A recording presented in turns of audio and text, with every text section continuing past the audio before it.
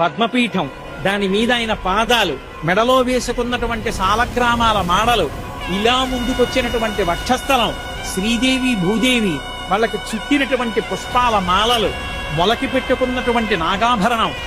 ఆ పైన ఈ చేత్తో పట్టుకున్నటువంటి చక్రం, ఈ చేత్తో పట్టుకున్నటువంటి శంఖం, ఇలా చూపిస్తున్నటువంటి వరదహస్తం, దాని నిండా వజ్రాల తాపడం, ఇందరికీ అభయం ములిచ్చు చేయి కందువకో మంచి బంగారు చేయి అని అన్నమయ్య పొంగిపోయినటువంటి ఆ చెయ్యి, తున్నా చుట్టినట్టున్న చిన్న చిరునవ్వు నవ్వుతున్నటువంటి చిన్న గుంటటి మూతి, దాని కింద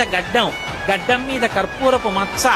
కళ్ళు ముక్కు కప్పుతూ పై వరకు పెట్టినటువంటి ఊర్ధపుండ్రాలు, దాని మీద అంత పొడుగున వజ్రాలు తాపడం చేసినటువంటి కిరీటం,